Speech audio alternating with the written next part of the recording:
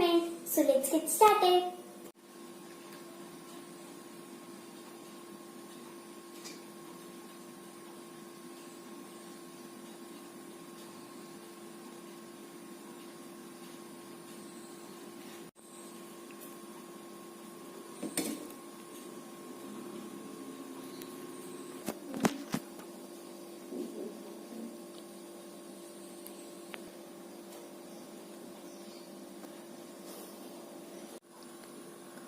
How does it happen?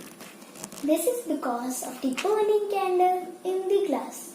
It burns all the air in the glass, hence reducing the pressure, and the pressure in the air increases, which pushes the water in the bowl into the glass.